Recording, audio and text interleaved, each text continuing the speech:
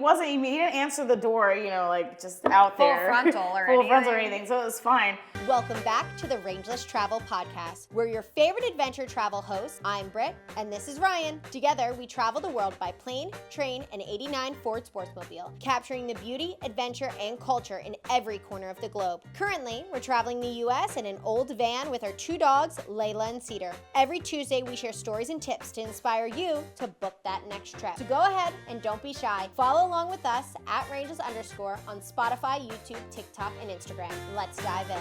This week on the Rangeless Travel Podcast, you may notice that my co-host is not Ryan. We have got a new co-host today. We have Cathleen. Kathleen and I met like a year and a half ago now in Paris. We were as both solo female travelers. I was there by myself. I left Ryan back in New York, and she was there by herself. No, you were there with her sister, but they were staying in different accommodations. So she was doing a little bit of solo female traveling, a little bit of traveling with her sister, and we just met in the common area. Yeah.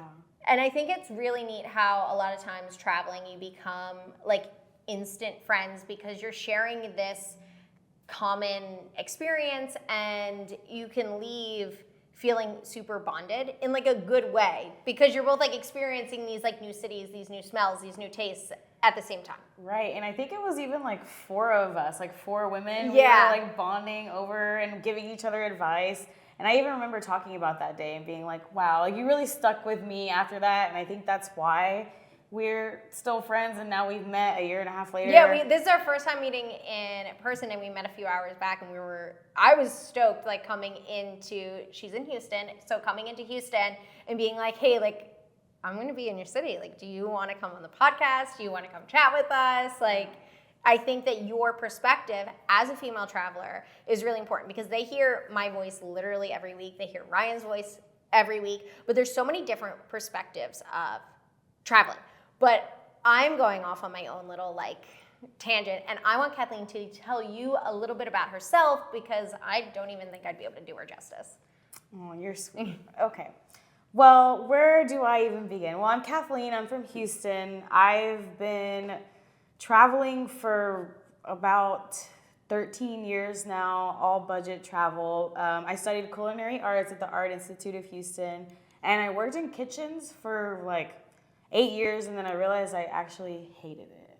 Yeah. I just was like, that whole life is not for me. And in the meantime, I was taking pictures of food and offering restaurants like free social media videos and things like that. And it kind of graduated into what I do now, which is like creative direction and social media management and stuff like that.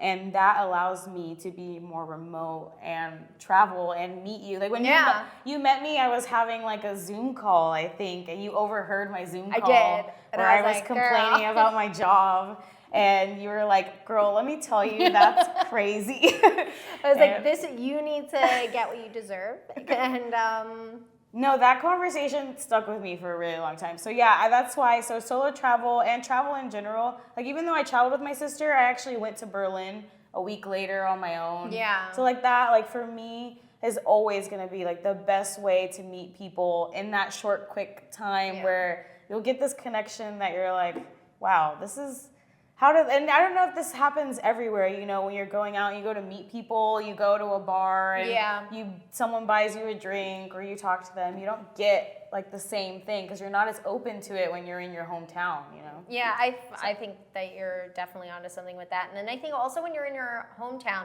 there'll be like, you're either like with a friend or like you've been here before or like someone there, so you're not so like open to it. But if you like remove yourself from like your normal, from your everyday, it just opens you up to whatever connection. And there's other people there doing the same thing, so they're open and they're looking for friends and connection as well, and some sort of shared experience. Right. Now, you started traveling 13 years ago. Yeah. How did you first like jump into traveling? Because I know it can be scary to like go off for that first time, to like leave home and be like, yeah, I'm going traveling. Like, this is what I'm doing. So my first stint, actually, the first time I ever traveled on my own, I went to Europe. I had never left the U.S. I had never. Never left the U.S. before, and you're like, yeah, I'm going by myself. Like, yeah. peace. Well, okay. So long story short, I met this au pair. Okay. And you know what an au pair is, Yeah, I assume. yeah. Like I don't like to nanny, assume like that a people nanny. don't know, but a nanny, like a foreign exchange student who's a nanny and Yeah. who's older. But so I met this au pair from Germany at this group I was a part of, and she was like, yeah, you didn't know about this? And I had always thought that, like, yeah, travel is way out of my reach. It's too expensive. Like, it's just not going to work for me. And actually, my host family offered to pay my flights. So I did get lucky. That's not very common. If you decide to become an au pair, that's not everybody. Like, don't expect that. I just got lucky. But they paid for my flights, and when I signed up on Au Pair World to be an au pair and made my profile, I didn't select Germany. I didn't even put that as a country I wanted to go to. Where'd you want to go? I put like Italy, Spain, France, like, you know, everywhere that like the if you've never left the U.S., you're like, that's where I want to go. I want to go to Paris. Like I think Paris is like my top city. Paris is like most people's top city. It's why it's the number one like the delusion though, like the delusion, because those are like high level nannies. You know, I was just starting out, but this German family reaches out to me and they're like, hey, we like your profile, and I had something about Doctor Who on it, and they were like, we love Doctor Who too, so so they got connected, yeah. And yeah, I ended up there. What's really funny about that is that this was pre-Google Maps. So you just dated both of us because we're like the same age, so. Yeah, this is pre-Google Maps, and I knew the name of the town I was going to, and I looked at it. Like, Google Maps was there, but it wasn't like the streets weren't all like in Germany especially. You can get really, really rural really, really quick, and there's just places that still aren't on Google Maps. So I ended up in a village of like 200 people, and nobody spoke English, and it was very German. And I also had like all blue hair, and I did not speak a word of German. I don't even know how they gave me a visa. There's a requirement to like be an A2 German speaker to get a visa, but for some reason, I think that my host mom was like powerful in the town or something, because she like pulled a few talked to them. them. No, we like her. Yeah, well, because they like tested my German, and I was just like, what? And he was just like, Frau Stuttgart, we can't accept this or something. But they did it, obviously, because I stayed there for a year. And while I was there, I was like, hey, you know, I'm here. I might as well try to figure out how to see Paris, how to see all these other places. And I didn't know that there was all these cheap airline things. When you're in Europe, you can get to different countries for like Euro flights. The cost of an Uber. Sometimes. Cheaper than an Uber sometimes. Cheaper than an Uber sometimes. You know, the first trip that I took ever outside of Germany was Venice on a 20-euro round trip on Ryanair. And I went by myself, and I'm telling y'all, pennies. I bought a pizza box. My host gave me this Tupperware, and I just ate this pizza like the 2 days I was there, because I was so broke. I was making... You know, au pairs get paid like 260 euros a month. Like, they don't make money. It's you don't work as an au pair for the money you're making. Right. You work as an au pair to have the experience. Yeah, it's a cultural exchange. And they give you like a room, and they're supposed to give you transportation. They're supposed to feed you. So you really don't need that much money. But when you're traveling, it gets a little tricky. I do know I had to call my dad to he did send me $20 on Western Union. I told he was gonna send me more, and I was like, no, Dad. I can do it on 20. Don't send me more. I can do this. I'm an That's adult. like the ultimate budget travel. But I was in Italy. Like, I was trapped. I was in this small town called Schio. I had no money for my bus. I somehow like lost some of my money, and it was the first time I had ever left like Germany Germany was the first time I'd ever left the U.S. Yeah, so you had no experience. Yeah, and it was really scary, and I thought I was going to have to stay there, and then I survived it, and I was fine, and then something in me clicked. I was just like, wait a second, did I just go to Venice on like $50? And that's when you learned that budget traveling was something. Yeah, and ever since then, I've just been like an addict. Like, I've just been like, playing games, even now that years have passed, and I can afford, you know, nicer things, and I can stay in nicer hotels, and sometimes I do. I'm not gonna lie, like I do. I love a good hotel, don't get me wrong. Especially But a fancy smancy one with like smells yeah, good. and they got the robes and they give you slippers, you know, I like love a it. chocolate. But for me now, like, it's almost like a game. Like, how budgety can I do this? Like, how much can I do with how little money? But I think with that is there's a difference between the budget traveling and the luxury traveling. I feel like budget is traveling and luxury is more like vacation. Exactly. Like, when I'm traveling, for me, I don't even necessarily think of it as a vacation. Like, I'll get a lot of people on social media being like, oh man, you're always taking vacations. I'm like, I don't know. I walked like 40,000 steps. It didn't really feel like a vacation, but okay. You're like, no, I'm back now, and I think I need a vacation now because I'm exhausted. Right, vacation. Which it can be. Vacation. Traveling can be, when you're traveling, it's so exhausting because you're trying to do everything usually on a budget when you're traveling. So you're like, okay, there is a bus, a taxi, a ferry, and like a plane I can take to get to this location. Oh, and also like I could also get on a back of a motorbike from like an app. It's like Uber, like GoCheck. I can get on the back of some strange man's motorbike and like he can bring me there. It sounds less weird than what I'm saying. I'm making it sound a lot worse. A little bit, but it's fine. It's like an Uber, but like a motorbike. It's or safe. I can do that. It's just where I'm at. So it's like, well, what's the cheapest one? And you're like, obviously I'm not gonna fly. Like that's like expensive. So I'm gonna take this motorbike and yeah, maybe it will be an adventure, but like that's what the point is. Like, but when you come home from that, not only having to like play all these different puzzle pieces together to get the best deal, to save the most money, to do it the cheapest, to also like engulf yourself into a different culture. Like putting yourself out of your culture, whatever that is, can be exhausting in and of itself, no matter what culture you're coming from. And then add on like a language barrier. Mm-hmm. Like you showed up to Germany and couldn't speak any German at the time. Yeah. And then, so your brain is like going so hard. So at the end of the day, you're like, I'm exhausted. And it's like a mental fatigue. Mm-hmm. And with the language thing too, like for me, because I was in the small village at first, so I did switch families later to a city family. But for me, with the learning of the language, now I've like become obsessed with learning languages because I learned that if you just throw yourself in it and make it your whole life, you will learn it. Like, and that's just things that traveling for me and solo traveling just made me realize like how strong I actually am. Like that I am very self-sufficient, that I can make it, that I can survive like a scary situation because up until that point I had never left. So I was a little bit like sheltered.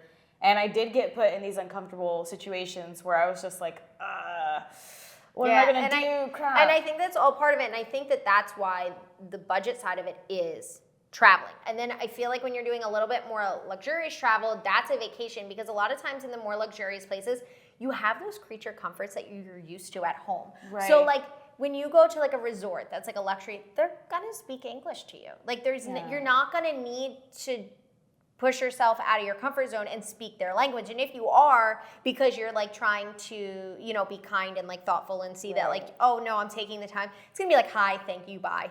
Right. Like that's what you're gonna learn in their language. And that's really, and they're gonna answer you in English. And then it's going to be like the food you're used to at home, which food is its own, it tells you everything about a culture, where they come from, the people they've mixed with. Like it tells you so much about a person's culture. I couldn't imagine like not getting to try the local food. Right, you just go there and like, chicken nuggets all day. Yeah, I feel like, and no shade, I get people like what they like, but come on, like try it at least. Like you gotta. We sing the praises, Ryan and I, he's behind the camera. Ryan and I praise so hard. We're like, just try the food. Nothing has to be your favorite. You don't have to try it again, but like just try it and do it kindly. Like I can't stand, this is my pet peeve, when like an adult tries food from a different culture and like makes gagging noises. And I cringe. I'll leave the dramatic. room. I'm like, no. Like that's so, you can't yuck someone's yum. Yeah. It doesn't have to be your favorite. You don't have to take another bite. You can just say, no. It's not my favorite. It's just a texture thing. I've been there. I eat some strange things. Like, do I want to eat coagulated pig's blood again? No. But will I? Probably. And I think that's like really important. I tell everybody I know, like there's people who think I'm crazy because I'll try anything once. It's just like, but how do I know I do not like it?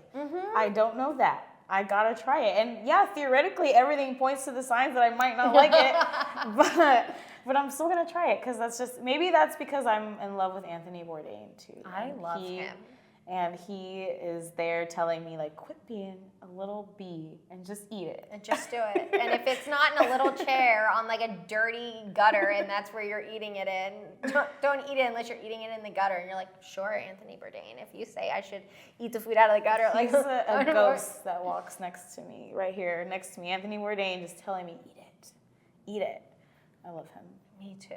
One of the things that you have done that I've only done once, but I'm like so in awe that you do is couch surfing. Yeah, couch You surfing. are like, and to be quite honest, you're the only person, like anytime I ever tell anyone like, oh yeah, like, because couch surfing used to be like a free app. I think it's paid now. It's $2.99 a month now. But it used to be free, and that's when I did it. I did couch surfing one time. I had a great experience. I stayed with like a family, and I was like, this is fantastic. I love it. They like took me out. Like we like had a great time. They had some little kids. It was so much fun. But anytime I ever told anyone about my couch surfing experience, they were like, are you actually insane? Yeah. And I'm like, well, maybe. But then years later, I'm on Instagram, and you're like posting on your story about couch surfing. And I'm like, oh, I knew it. Yeah, I knew it. I get a lot of crap for it, actually, like pretty often, mostly from my family members, but because they're just like, that's not safe. Yeah. But with couch surfing, a thing that people who aren't on the site should know is that you can give references to the people that you're staying with. And most of them, like, you can check those references and see if they're real and kind of see what's going on, or if those people are reputable. If you're really paranoid about it, you can go really down a deep rabbit hole, which I actually did a few times, because there was a few times where I was like, I'm not sure about you. And the cool thing is you can just say no to whoever you're staying with. People will send you requests. I will say that couch surfing is not what it used to be. Okay, that's fair. Like back when it was free. I've heard that it's also sometimes used now as like a hookup app. Oh, you see, I could see that only because I just traveled to Portugal like last month, and I was looking for a couch surfing host when I was in Porto. And I actually I couch surfed with a guy in Paris. Very interesting fellow. But I got like requests from all these dudes who were like, come stay in my house. I only have a bed. You don't have to sleep in my bed, but it's fine. And I'm just like... It's like my nightmare, like a bunch of men being like, you can sleep at my house. Like, no, and I'm always just like, this is the most ridiculous thing that you could have said. You want me to sleep in your bed? I don't know you. I'm like very blunt when it comes to this. Because I'm just like, no, what a ridiculous suggestion. Although it does make me feel like there are people who probably have said yes or something. Yeah. So I'm like, I don't know. Whatever. I've heard. I don't know anyone that's like used it that way. Yeah. But I've just from like being in hostels and stuff like and talking about couch surfing, I've heard people be like, no, so my friend, or I met someone at a hostel and so it's always been like a friend of someone I've met or like someone they met. I've never heard it like firsthand used that way, but. Yeah, and I mean, I've had some amazing couch surfing experiences. Like my first experience, my literal first person who took a chance on me with no reviews was this woman who is a professional couch surfer. Like she had a bedroom set especially for guests. It had like coupons for restaurants and like menus and travel stuff. Like she loved it, and she had like 150 reviews. Like she was like, I'm here to help you. Let me get you some reviews going. And she took me out to dinner. It was the Doctor Who 50th anniversary, so she bought me a ticket to that from reading my bio on couchsurfing.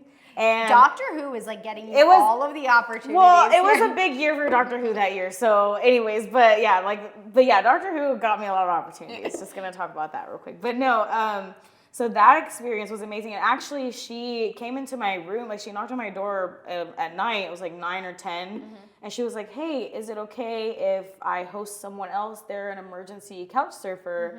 They missed their last train to Austria and they don't want to sleep at the station because they just bought a harp. And I was just like, what? sure, okay. And this guy shows up and he's like playing the harp for us in the living room. That's and like magical. Gave us a whole harp concert in the living room. And Wow. I'm sitting there like, keep in mind, I have never left the US before Germany. Oh, this is trip. Yeah, this is that trip. This is my first couchsurfing experience was when I had first left. I was very open to these, like, I don't know what came over me when I went to Europe. It was just like, I'm going to stay in strangers' houses. I'm going to fly on these crazy flights. I'm just going to do it. I don't know why. I'm going all in. I'm here. I'm going to do it. And I'm so glad because I learned so much from trial and error. Yeah. Like, so many people ask me, like, how did you figure it out?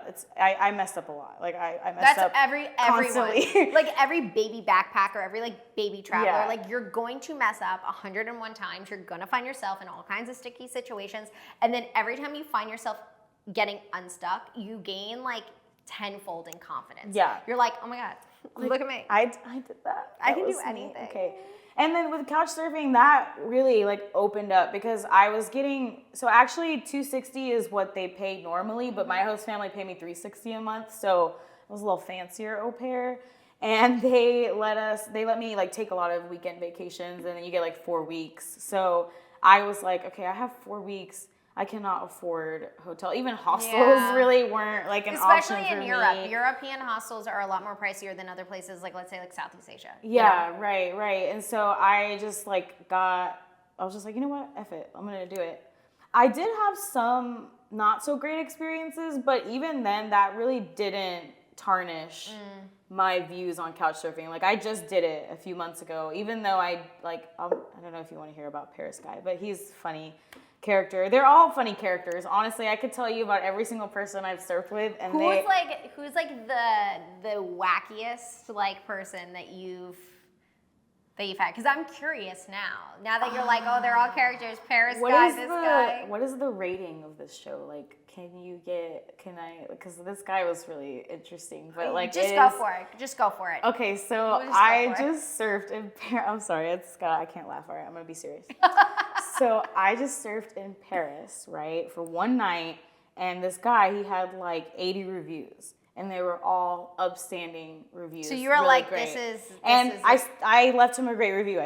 Spoiler alert. I'm not here to say anything bad, but he told me that he is a naturist. Like Naturist. Like out in the buff? The way that he phrased it, I could see why people in the past have thought that he meant like he loves nature, but no, he's a nudist. Okay, right? yeah, like just but freewheeling. Because French, it's like natural or something. So I had to clarify. I was like, when you say, do you mean like you love nature or nudity? And he was like, no, I prefer a clothing optional lifestyle. And keep in mind, I am in Portugal at this point too, so it's already too late. I don't have enough money to get anything really. I'm on my way out.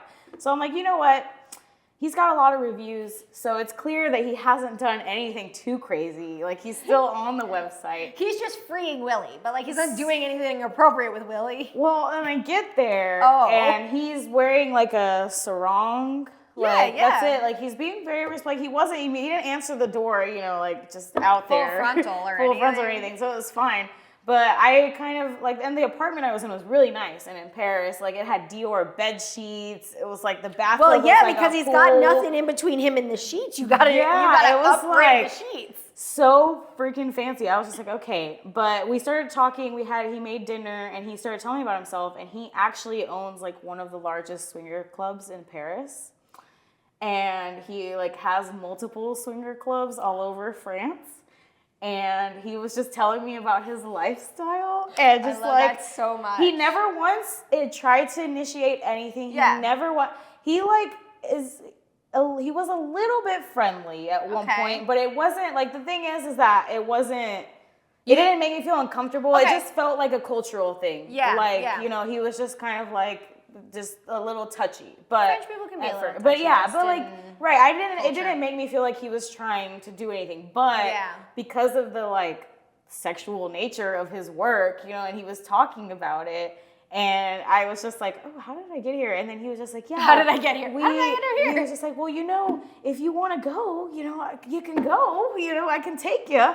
And I'm like, I'm okay. Like, I got a flight tomorrow. I did. I was only there for less than 24 hours. So you didn't have time. No, I didn't have time. Check out his work. I'm a woman who is open to viewing new opportunities. And I'm just kidding. No, my boyfriend will watch this. I'm totally kidding. I just thought it was, and I've told him this story. He knows I stayed with this like surfer guy. Like, he knows all about it. Because I told him, I was like, are you okay with me staying at like a nudist man's house?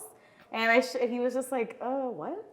But he was a 50-year-old man. Like, his context, it's not like it was a young fellow. Which is it weird that made me feel a little better? I don't know. Like, I don't know. Maybe I'm It's weird. your own feelings. But what I think is the best part of all of this is I am a big fan of your Instagram and your Instagram stories. And I watch all of them. And I remember when she was like, where am I? Dior sheets. And now I'm putting together, and I was like, oh! Yeah. I remember when you stayed at the swingers house. I didn't know. But I saw the did Dior not sheets. advertise that. But I saw the Dior sheets. So if you also are a big fan of Kathleen's Instagram stories, now you're getting the behind the scenes. Yeah, now you know where that was and the price I truly paid for Dior sheets. Was Nudest man. Well, and he honestly, I never saw anything. He wore the sarong the entire time, actually. So it was like, really fun. He prepared me for it. Honestly, if you just listen to your gut, like, you can end up in those wacky situations. And if your gut's gonna tell you, like, if something was off with him or if he was a creep, your gut would have been like, this is wrong. Like, I feel like I should leave. And the thing is, like, as women and like as solo travelers, so like, don't question it. Like, trust your gut. Your gut instincts is gonna tell you. But it's also like a precarious, like, little line between your gut and like anxiety. So really, you have to self-analyze yourself so much to learn the difference between, nope, my gut's saying something's off, and nope, my anxiety saying something is like I'm just anxious about something, like it's not anything else. And it's such a fine line between the two. And then also when it's your gut, you try to explain it away. Sometimes you're like, no, but maybe it wasn't meant like that. But like, if your gut's not saying anything and like you feel comfortable, like, he's fine. And I'm not gonna lie, like, I was a little anxious beforehand. Like, I went in knowing I was going to a nudist man's house in France, and I was just like, well, you don't have enough money to get a hotel, so move on. But also something that you've learned, and I think we all learn as female travelers, is to self-analyze and find that line between like, oh no, like I was anxious going in, but like my gut didn't pick up on anything. Like, he was a little touchy, but like I felt okay. So and he never, like, he was knocked on the doors, and I have had really great experiences. Like, that was just like kind of a funny one. That is a funny one. I've had, they're all funny. I have had, like, honestly, two. I've couch surfed 18 times. So 2 of them were one of them was kind of bad. But the other one was just like weird. Like, he just was hitting on me. Which just makes you feel awkward. It was awkward and uncomfortable, but I left him a bad review. Like, you can report people, and they do get, like, Couchsurfing will send you like the photo of a person who's been reported and been like, don't accept this person as a like, because they've been reported by other women or blah blah blah, like that. You play tourists, or you don't play tourists. You are a tourist and a traveler in so many places in the world. But one of the things that I really like that you do is Cathleen does food tours around Houston. She does multiple things, but that's one of the many things she does, one of the hats she wears. And I find it really important because, especially if you're just starting out, like she said, like her first trip like out of the country was all the way to Germany. Like, you can start being a tourist in your own hometown, and doing the food tours, it kind of allows you to view your hometown through the eyes of a tourist and kind of allows you to play tourist right at home. Yeah. And I love it because I get to, for me, I have, like, I can't explain it, and maybe you feel this way too, but sometimes if I haven't traveled for a little bit, I get itchy. Like, I get antsy, I get weird, I'm like, oh, I need it. But I almost like meeting people from other places around the world in my town, it kind of scratches the itch a little bit. Like, it gets me going. Like, granted, I would much rather get on the plane, sure. But I do like being able to have people from all over the world just come in and be like, hey, this is my city. We're known for this and this. I'm very proud of this, and I'm excited to show you. But also, like, I think it's so important to be a tourist in your own city, especially when you want to travel and it's maybe not in the cards in the moment for you, like scheduling or whatever like that.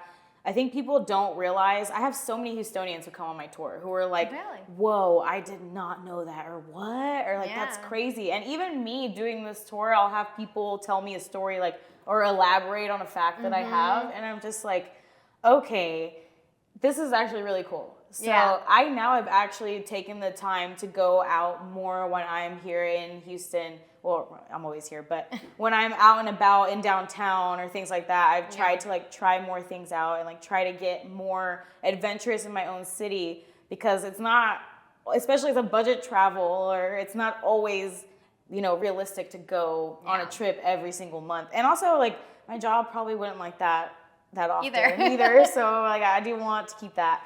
But, you know, it does give you that feeling. And I think with food, too, like my culinary background, it's just so easy for me to talk about food with people that I genuinely enjoy it. So, like, food tour guide was one of those jobs that I'm like, you know, that makes sense. You know, like, you should be doing that. Yeah. And if you were to leave our viewers or our listeners, depending on where they're getting this, some sort of advice that, like, you wish you would have had when you were getting ready to, like, start off traveling, what would you leave them with? What would you share with them? Okay, that's a good question. I think what I would share is that you don't have to do the big fancy travel thing to really get an amazing experience. Yeah. And you can break it up. You can buy your flights one month. You can buy the hotels another month. You can save up the food. It doesn't have to be like all this big, all-encompassing thing. Do it at your pace, and you'll be able to go anywhere. I mean, literally, it has opened my, and I've traveled on very little money. I'm embarrassed sometimes to admit on the little money that I've traveled. So that's really what my passion is with people in general who tell me like, oh, I'll never be able to afford to do that. And I'm like, sweetie, if I afforded it, you can do it. Yeah. I know that I say back and forth, me and him are like, it's whatever you're prioritizing. Like, think about if you're someone who's, you know, going out to dinner a lot, or you're drinking a lot, or you're going out every weekend, like that's so much fun. Like I love doing all of those things. But if you're if you're saving because you're trying to go on a trip, like cutting those things out and just taking that money and being like, oh, this was the money I would have spent if I would have like gone out to dinner, right? And you take that and put it away, it starts to add up really quickly. And that's and with that means like it's not like you like don't hang out with your friends anymore. You don't do anything, but like be open with your friends about it and be like, hey, I'm saving up because I want to go on this, you know, I want to go to Europe, I want to go to Southeast Asia, I want to go to Australia, I want to go wherever I want to go. Do you think maybe we can, you know, just go out for an ice cream instead of going out for dinner? Or like, hey, like I have some food at home, like maybe we could do like a potluck? Yeah, like don't be afraid to tell your friends to like put that boundary up to let them know like, hey, I really want to go to Europe, so I'm gonna pause. So I can't go to dinner like every week because like a girl's trying to save. And in the grand scheme of it all, like 6 months of saving up for not doing this stuff, like a year later, you're not even gonna think about that 6 months anymore. You're gonna have moved on, and you'll be like, oh, I went to where I wanted to go. Yeah, and it was beautiful, and I loved it. Yeah, exactly. Now, if any of our audience wants to find you, where can they find you on social media? My Instagram is Cathleen with it.